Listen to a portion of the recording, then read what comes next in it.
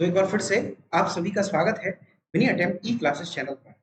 चलिए आज के टॉपिक की हम शुरुआत करते हैं और टॉपिक को स्टार्ट करने से पहले हर बार की तरह एक मोटिवेशनल थॉट के साथ में, एक पॉजिटिव थॉट के साथ में हम क्लास की शुरुआत करेंगे, जो कि आपकी स्क्रीन पर आ रहा होगा।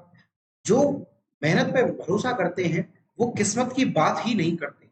स्टूडेंट्स हमेशा याद रखिए, जो लोग मेहनत पे भरोसा करते हैं, जिनके अंदर मेहनत की आदत होती है, मेहनत करने की लगन होती है, मेहनत करने की इच्छा होती है, वो कभी भी किस्मत की बात कतई नहीं करते। उनको बेटा किस्मत के ऊपर डिपेंड कभी भी जीवन में नहीं रहना पड़ता, क्योंकि किस्मत क्या है बेटा? किस्मत कुछ नहीं है, किस्मत तो सिर्फ बहाना है। बाकी आपको बेटा मेहनत यदि आप करोगे, यदि आप मेहनत करोगे तो जीवन में सक्सेस आपको 101% मिलेगी। तो इसी के साथ में आज की क्लास की हम शुरुआत करते हैं। आज हम पढ़ने वाले हैं एंजाना पेक्टोरिस के बारे में। सभी को एक बार फिर से बेटा very very very good evening. जो लोग क्लास में लाइव आ चुके हैं उन सभी के लिए very very very good evening. ठीक है, तो एंजाना पेक्टोरिस कार्डियोवास्कुलर सिस्टम का ही टॉपिक है। कार्डियोवास्कुलर सिस्टम से रिलेटेड जो हम डिसऑर्डर्स पढ़ रहे हैं उसी का ये टॉपिक है। और एंजाना पेक्टोरिस बेटा मायोकार्डियल इंफ्राक्शन या हार्ट अटैक में देखने वाला एक होने वाला एक सिम्टम है, या कह सकते हो एक कॉम्प्लिकेशन है। तो एंजाना पेक्टोरिस दो वर्ड से मिलकर के बना हुआ है, एक एंजाना और एक पेक्टोरिस। तो एंजाना का मतलब होता है बेटा पेन। एंजाना का मीन्स क्या होगा बेटा? एंजाना मीन्स पेन, और पेक्टोरिस मतलब पेक्टोरिस मसल, पेक्टोरेलिस, पेक्टोरेलिस लिस मसल। मतलब यदि किसी पर्सन के पेक्टोरेलिस मसल में पेन हो, यदि किसी पर्सन के पेक्टोरेलिस मसल में पेन हो तो उसके लिए टर्म यूज करते हैं हम एंजाना पेक्टोरिस। क्या टर्म यूज करते हैं बेटा? Angina pectoris. डेफिनेशन पढ़ेंगे इसकी।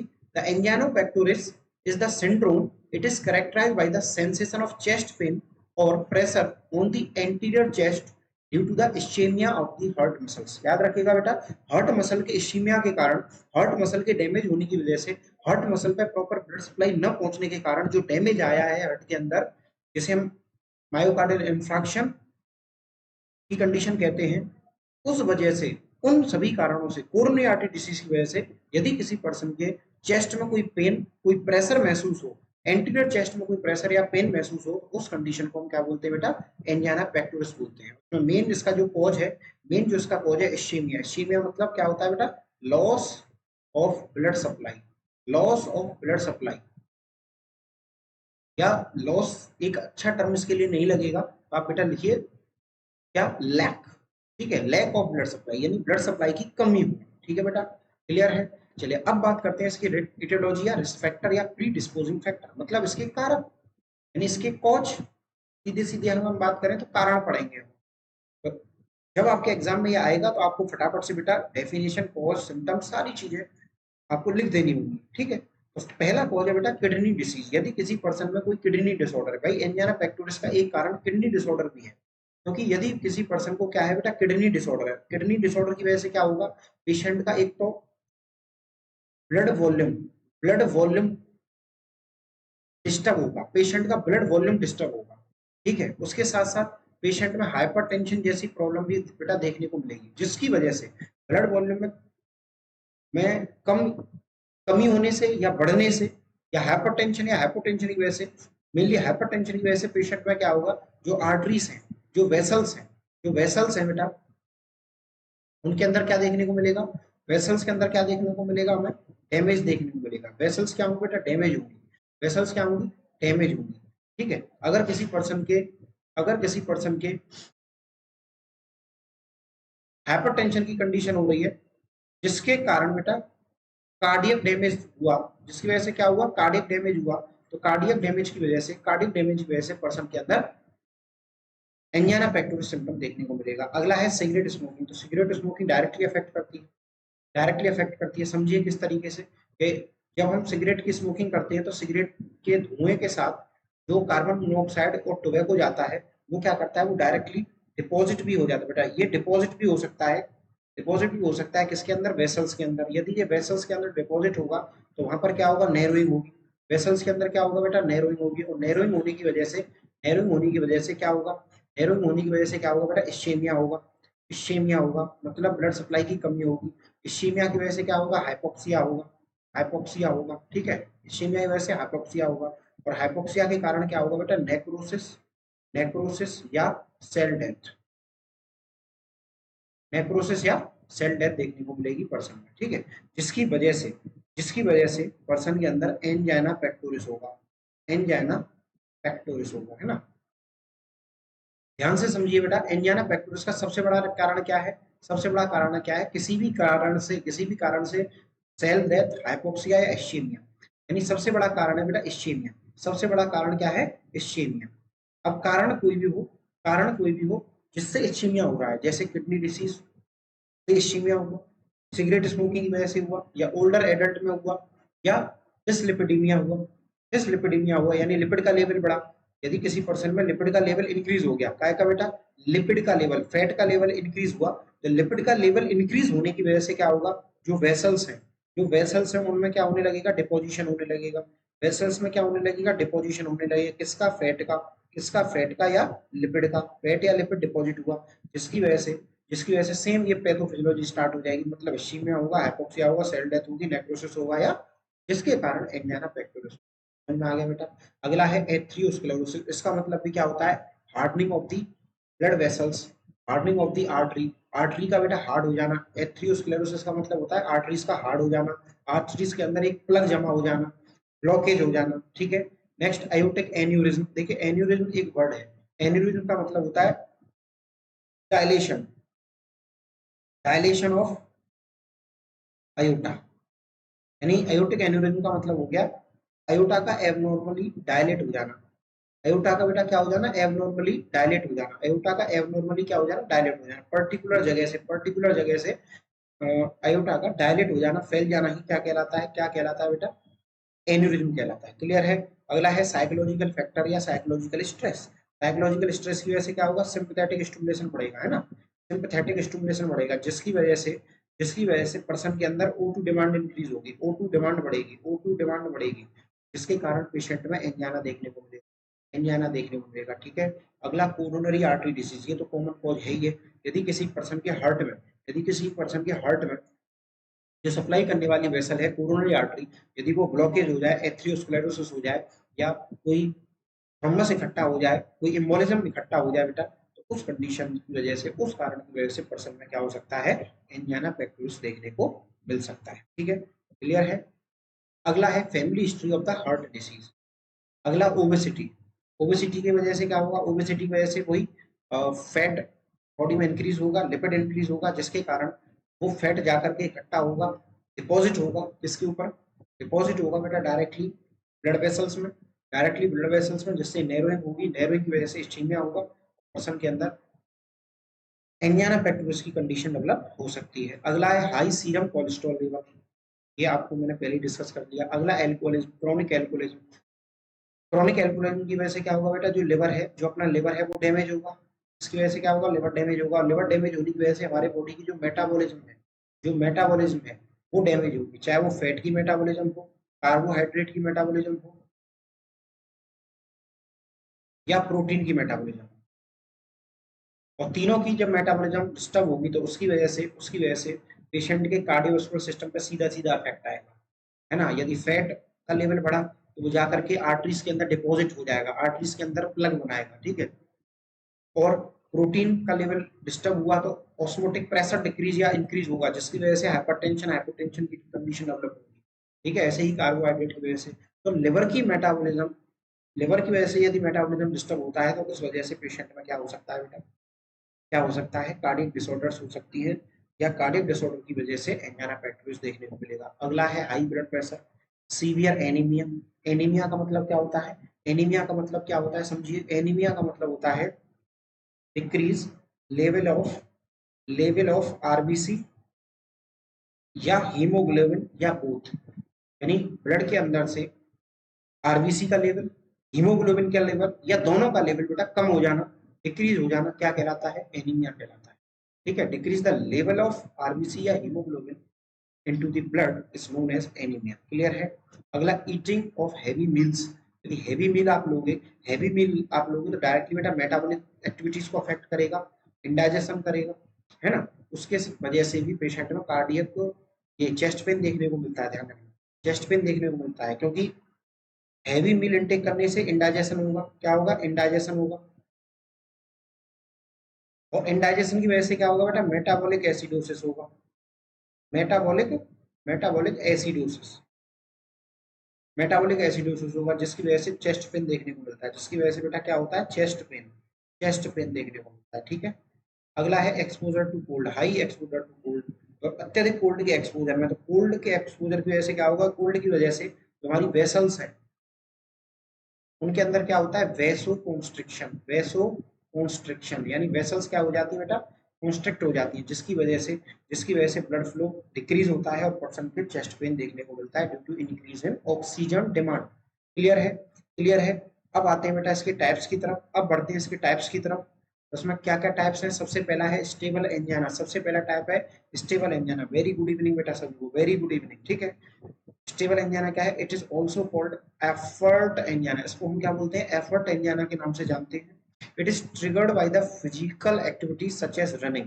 देखिए एफर्ट एंजाइना या स्टेबल एंजाइना को ही बोला जाता है, यानी ये कब बढ़ता है, जब हम कोई भी फिजिकल स्ट्रेस लें, जैसे कि रनिंग करें, दौड़े, स्टीयर क्लाइंबिंग मतलब सीढ़ियां चढ़े, टहलें या एक्सरसाइज करें, तो इन वजह से होने वाला जो एंजाइना होता है उसे हम स्टेबल एंजाइना कहते हैं। ठीक है, या during physical activity heart demand of blood is increase but due to the narrowing of the artery. देखिए ये समझिए कि जब हम एक्सरसाइज या कोई स्टीयर क्लाइंबिंग, वॉकिंग या एक्सरसाइज करते हैं, रनिंग करते हैं, तो उस कंडीशन में क्या होगा, एकदम से ब्लड की डिमांड बढ़ेगी, एकदम से क्या होगा बेटा, ब्लड की डिमांड बढ़ेगी। जब ब्लड की डिमांड बढ़ी हुई है और नैरोइंग हो रखी है आर्टरीज के अंदर, ब्लड की डिमांड तो बढ़ी लेकिन आर्टरीज के अंदर हो रखी है नैरोइंग, जिसकी वजह से क्या होगा, हार्ट की मसल्स पे प्रॉपर ब्लड नहीं पहुंचेगा, हार्ट की मसल्स पे प्रॉपर ब्लड सप्लाई नहीं पहुंचेगी, जिसकी वजह से पेशेंट में एंजाइना पेक्टोरिस देखने को मिलेगा, एंजाइना पेक्टोरिस देखने को मिलेगा। ठीक है, कुछ फैक्टर्स हैं जो एंजाइना पेक्टोरिस को इंक्रीज करते हैं, जैसे कि smoking, emotional stress, alcoholism, heavy metals या कोल्ड टेम्परेचर। ये कुछ बेटा फैक्टर्स हैं, ये क्या है सभी, ये सभी के सभी बेटा फैक्टर्स हैं जो अफेक्ट करते हैं, जो इंक्रीज करते हैं, इंक्रीज करेंगे बेटा किसे, एंजाइना को। ठीक है, एंजाइना को। क्लियर है, क्लियर है, एंजाइना पेक्टोरिस को। ठीक है, चलिए उसके बाद में अब बात आती है सेकंड टाइप इसका, अनस्टेबल एंजाइना। सेकंड टाइप है इसका अनस्टेबल एंजाइना, ये इसको हम क्या बोलते हैं, क्रेसिनोडो एंजाइना या प्री इन्फ्रैक्शन एंजाइना कहते हैं। यानी ये कब होता है, जब किसी पर्सन के ब्लड वेसल्स में, जब किसी पर्सन के ब्लड वेसल्स में फैट का डिपोजिशन हो, फैट का डिपोजिशन हो या क्लॉट का फॉर्मेशन हो या ये रप्चर हो जाए, जिसकी वजह से क्या होगा, ब्लड सप्लाई ब्लॉक होगी, ब्लड सप्लाई ब्लॉक होगी, तो ब्लड सप्लाई के ब्लॉक होने की वजह से, ब्लड सप्लाई के ब्लॉक होने की वजह से मायोकार्डियल इंफ्रैक्शन होगा, पर्सन में मायोकार्डियल इंफ्रैक्शन होगा, तो उसे हम कहते हैं अनस्टेबल एंजाइना। तो जब यदि किसी पर्सन के पेन हो, मतलब मायोकार्डियल इंफ्रैक्शन या हार्ट अटैक से पहले होने वाला जो पेन है, उसे हम अनस्टेबल एंजाइना कहते हैं, अनस्टेबल एंजाइना कहते हैं, जो कि अनस्टेबल ही आता है बेटा, जो कि परसेंडो पैटर्न्स की से आता है, यानी ये कैसे रहेगा, ये लंबे समय, लॉन्ग ड्यूरेशन ऑफ टाइम के लिए रहेगा, इंटेंसिटी इसकी हाई होगी, साथ पेन होगा। ठीक है, और occurrence during the rest and not relieve by the common medicine, common medicine देने पर इससे कोई भी रिलीफ नहीं मिलेगा, पेन किलर देने से कोई रिलीफ नहीं मिलेगा, रेस्ट के से भी कोई भी बेटा रिलीफ नहीं मिलेगा, इसमें सिर्फ आपको वैसोडायलेटर्स पर्सन में देनी पड़ेगी। ठीक है, और उसकी जो सीवियरिटी है वो ऑनसेट इसका बेटा न्यू भी हो सकता है और क्रॉनिक भी हो सकता है, न्यू भी हो सकता है, क्रॉनिक भी हो सकता है। ठीक है, अगला टाइप है वेरिएंट एंजाइना। अगला टाइप कौन सा है, वेरिएंट एंजाइना। वेरिएंट एंजाइना को हम फ्रिंजमेंटल एंजाइना भी बोलते हैं। ये टेम्परेरी नैरोइंग ऑफ या स्पाज्म ऑफ कोरोनरी आर्टरी की वजह से होता है। अगर किसी पर्सन में किसी भी कारण से, टेम्परेरी कारण से कोरोनरी आर्टरी में स्पाज्म हो, कोरोनरी आर्टरी में ब्लॉकेज हो, उसके कारण जो एंजाइना होता है उसे हम क्या कहते हैं बेटा, वेरिएंट एंजाइना कहते हैं, वेरिएंट एंजाइना कहते हैं। क्लियर है, अगला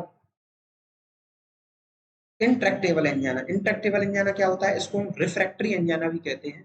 this is the form of angina which is characterised by the severe incapacitating chest pain. यानी ये जो एंजाइना पेक्टोरिस होता है, ये किसकी वजह से होता है बेटा, सीवियर इनकैपेसिटेटिंग चेस्ट पेन की वजह से होता है ना।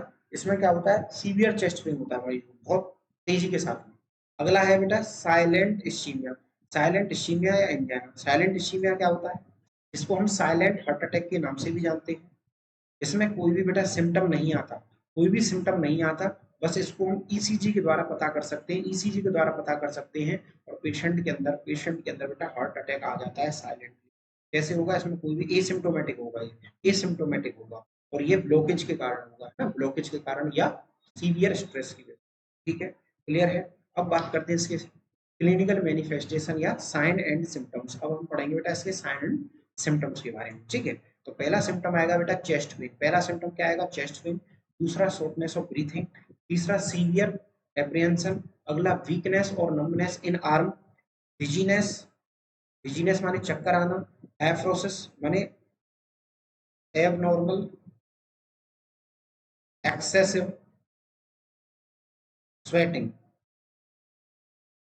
Abnormal excessive sweating, abnormal excessive sweating. ठीक है, उसके बाद अगला बेटा nausea and vomiting and feeling of impending death. ठीक है, क्लियर है। ये सभी बेटा इसमें सिम्टम देखने को मिलेंगे। सब सिंपल सिम्टम है क्योंकि मैं पहले भी डिस्कस कर चुका हूँ और सबको बारे में आपको बेटा पता है। क्लियर है। नेक्स्ट अब बात करते हैं इसकी डायग्नोसिस की। तो हम एंजाइना के पेशेंट में क्या क्या डायग्नोसिस कर सकते हैं? तो पहला हिस्ट्री का कलेक्शन करेंगे। दूसरा बेटा ईसीजी, इलेक्ट्रोकार्डियोग्राफी कर सकते हैं। ब्लड एग्जामिनेशन कर सकते हैं। कोरोनरी एंजियोग्राफी कर सकते हैं। ठीक है, कोरोनरी एंजियोग्राफी में हम क्या करेंगे? कैथेटर के थ्रू इंसर्ट करेंगे, कैथेटर इंसर्ट करेंगे बेटा आर्टरीज के अंदर, कोरोनरी आर्टरी तक पहुंचेंगे। देन उसके बाद में उसमें डाई डालेंगे और डाई डालने के बाद में मल्टीपल एक्सरेस लेंगे तो हमें ब्लॉकेज का पता लगेगा, हमें एब्नॉर्मलिटी का बेटा पता लगेगा। अगला C reactive protein measurement. C reactive protein क्या है? ये बेटा इन्फेक्शन के लेवल को, इन्फ्लामेशन के लेवल को बताती है।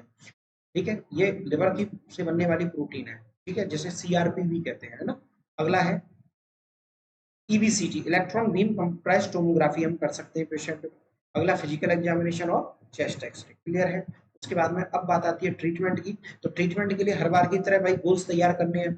एक तो सिम्टम में रिलीफ देना, यानी रिलीफ सिम्टम्स, प्रॉपर सिम्टम्स को हमें आइडेंटिफाई करना है और जो सिम्टम आ रहे हैं उनको रिलीफ देना है। अगला ऑक्सीजन की डिमांड बढ़ानी है मायोकार्डियम की। ठीक है, तो द प्रोसेस, सॉरी, ऑक्सीजन की डिमांड घटानी है, ब्लड सप्लाई बढ़ानी है ना, ब्लड सप्लाई बढ़ानी है। अगला slowing the process of disease, यानी डिसीज की प्रोसेस को बेटा हमें स्लो करना है। ऑक्सीजन सप्लाई इंक्रीज करनी है, फर्दर अटैक का चांस कम करना है और कॉम्प्लिकेशंस को बेटा प्रिवेंट करना है। तो इसके लिए हमें कुछ इंप्लीमेंटेशन करने पड़ेंगे। क्या?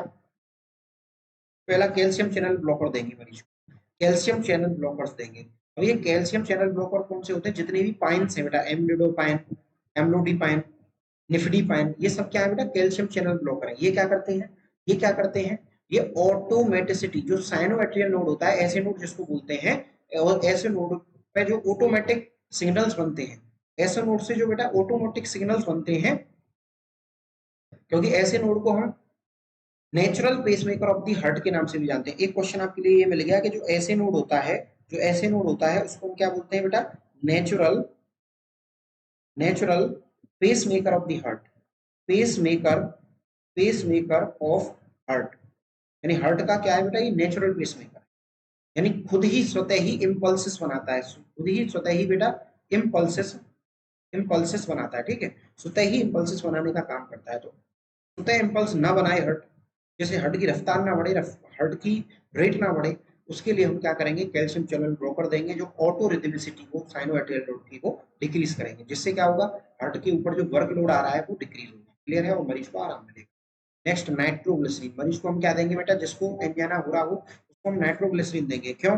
Nitroglycerine is a vasoactive agent. ये क्या करेगा? वेसल्स को बेटा डायलेट कर देगा, वेसल्स को डायलेट कर देगा, जिससे ऑक्सीजन की सप्लाई, ब्लड की सप्लाई दोबारा से मायोकार्डियम में स्टार्ट हो जाएगी और पर्सन के अंदर जो एंजाइना एक्टिविटीज हो रहा था उसमें रिलीफ मिलेगा, उसमें रिलीफ मिलेगा बेटा। ठीक है, ये टैबलेट फॉर्म में भी आता है, स्प्रे में भी आता है, कैप्सूल में भी आता है। इसको हम सब लिंगुअल रूट से, रूट क्या है इसका? सब लिंगुअल रूट से हम इसको देंगे बेटा। ठीक है, या इंट्रावीनस भी दे सकते हैं। क्लियर है।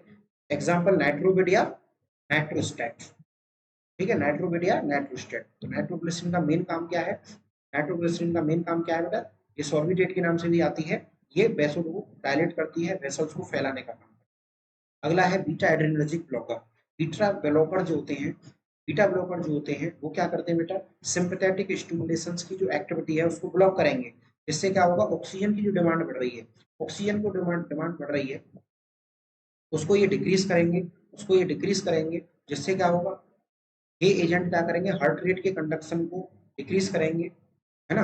हार्ट रेट के कंडक्शन को बेटा डिक्रीज होगा, हार्ट रेट का कंडक्शन डिक्रीज होगा, साथ में ऑक्सीजन की डिमांड कम होगी। ऑक्सीजन डिमांड कम होगी मायोकार्डियम पे, तो पर्सन को चेस्ट पेन में रिलीफ मिलेगा। एग्जांपल के लिए मेटाप्रोलोल, एटिनोलोल, टेमोलोल, जितने भी ओलोल्स हैं बेटा वो सब बीटा एडिनर्जिक ब्लॉकर्स होते हैं। इनका मेन काम सिंपैथेटिक स्टिमुलेशन को डिक्रीज करना होता है, मायोकार्डियल कंजप्शन को इंक्रीज करना होता है, मायोकार्डियम में सप्लाई बढ़ाना होता है ब्लड की, और ऑक्सीजन की डिमांड को कम करना होता है। क्लियर है।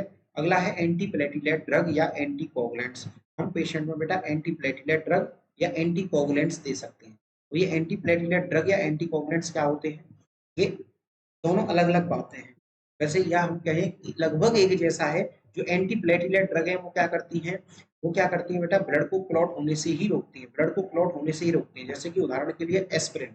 अब ये क्यों दे रहे हैं, जैसे उदाहरण के लिए समझो एक ये आर्टरी है, इसके अंदर कोई भी बेटा क्लॉट जमा है, कोई भी क्लॉट जमा है और क्लॉट क्या कर रहा है, ब्लड को प्रॉपर तरीके से फ्लो नहीं होने दे रहा। तो हम क्या करेंगे, पर्सन के अंदर एंटी प्लेटिलेट या एंटी कोगुलेट देंगे, तो क्या होगा, उसकी वजह से ये क्लॉट हो जाएगा खत्म, ये क्लॉट हो जाएगा खत्म, तो ब्लड आसानी से बेटा फ्लो करेगा, आसानी से बेटा ब्लड फ्लो करेगा, जिसके कारण पेशेंट को एंजाइना में क्या मिलेगा, राहत मिलेगी, एंजाइना में बेटा आराम मिलेगा। क्लियर है, क्लियर है।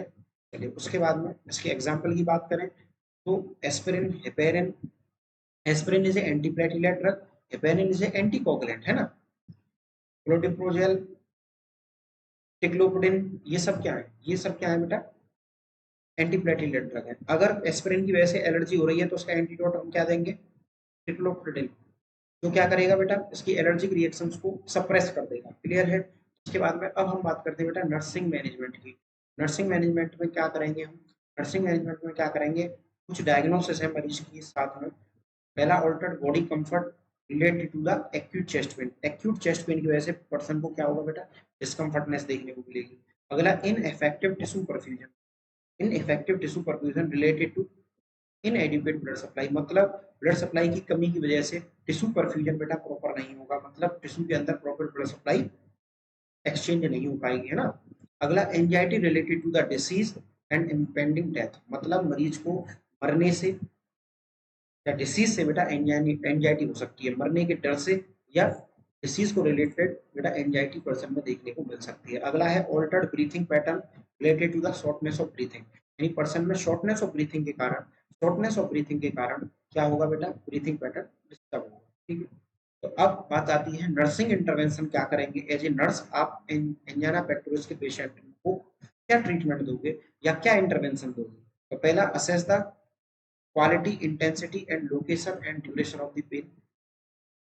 अगला provide semi Fowler position to the patient. Semi Fowler position क्यों दे रहे हैं, जिससे ऑक्सीजन डिमांड घट जाए, क्योंकि सेमी फाउलर पोजीशन एक रेस्पिरेटरी पोजीशन है। जब किसी मरीज को रेस्पिरेटरी प्रॉब्लम होती है तो उस समय ये पोजीशन दी जाती है, जिससे उसको इजीली बेटा सांस आए, जिससे इजीली उसके एयर का ट्रांसमिशन हो सके। अगला है when the patient is experience angina, यदि कोई पेशेंट एंजाइना एक्सपीरियंस कर रहा है तो direct the patient to stop such activity which increase the oxygen demand. यदि पेशेंट को एंजाइना हो रहा है तो ऐसी एक्टिविटी जो एंजाइना के दौरान ऑक्सीजन डिमांड को, यानी ऑक्सीजन डिमांड को जो बढ़ाने वाली एक्टिविटीज हैं उनको हम रिड्यूस कर देंगे, ऑक्सीजन डिमांड को बढ़ाने वाली एक्टिविटीज को हम रिड्यूस कर देंगे। ठीक है बेटा। जैसे कि एक्सरसाइज पर्सन को अवॉइड कराएंगे, क्लाइंबिंग अवॉइड कराएंगे, सीढ़ियां चढ़ाना अवॉइड कराएंगे, ठीक है। उसके अलावा रनिंग अवॉइड कराएंगे। तो ऐसी चीजें जिससे ऑक्सीजन डिमांड बढ़ेगी बॉडी में, उन सब चीजों को हम अवॉइड कराएंगे। अगला है administration of drug as prescribe. जैसे प्रिस्क्राइब डॉक्टर ने कर रखा है बेटा, फिजिशियन ने कर रखा है, उस तरह से आपको ड्रग्स देनी है मरीज को, वाइटल साइन प्रॉपर चेक करने हैं और एंजाइटी को रिड्यूस करना है। एंजाइटी को बेटा रिड्यूस करना है, म्यूजिक सुना सकते हो, किसी चाहने वाले को उससे मिलवा सकते हो बेटा, ये सारी चीजें करेंगे। बात आती है कॉम्प्लिकेशंस की। कॉम्प्लिकेशंस की बात करें तो देखिए बेटा, जो कार्डियक अरेस्ट आ सकता है, मरीज को हार्ट अटैक हो सकता है, हार्ट फेलियर हो सकता है, पेशेंट कार्डियोजेनिक शॉक में जा सकता है, मायोकार्डियल इंफेक्शन में जा सकता है या कार्डियक डिसरिथमिया कंडीशन में जा सकता है। तो जितने भी कॉम्प्लिकेशन है ये कहीं ना कहीं डिसीज के रूप में बेटा इस चैप्टर में मैं आपको पढ़ाऊंगा। क्लियर है। तो आज के लिए इतना ही। Thank you very much. आज का टॉपिक बेटा कंप्लीट हो गया। इसी तरह से मिनी अटेम्प्ट को बेटा सब्सक्राइब करते रहिए, लाइक करते रहिए, मिनी अटेम्प्ट के साथ में जुड़े रहिए। जैसा कि आप सभी को पता है, मिनी अटेम्प्ट ई क्लासेस फर्स्ट ईयर के स्टूडेंट्स के लिए एनाटॉमी फिजियोलॉजी का एक सेपरेट एक पेड बैच बेटा ऐप पर लेकर के आया है। आप ऐप को बेटा डाउनलोड कर सकते हैं। ऐप को डाउनलोड करिए, ज़्यादा से ज़्यादा संख्या में डाउनलोड करिए बहुत सारे सरप्राइजेस बेटा आपके लिए ऐप में आपको मिलेंगे। बहुत सारी इंपॉर्टेंट एसेंशियल चीज़ें, ज़रूरी चीज़ें आपको ऐप में मिलेंगी। तो आप जाइए फटाफट से ऐप को डाउनलोड करिए और जो ज़रूरत है, जो ज़रूरतमंद है, जिनके एग्ज़ाम आने वाले हैं, जिनको एनाटॉमी फिजियोलॉजी अपनी स्ट्रॉन्ग करनी है, वो जाकर के बेटा उस ऐप को डाउनलोड करें और ऐप में एनाटॉमी फिजियोलॉजी वाले कोर्स को आप बेटा परचेज कर लें, तो खरीद लें, उसकी क्लासेस को बेटा आप अटेंड करें। ठीक है? आज के लिए इतना ही। Thank you very much. जय हिंद, जय भारत।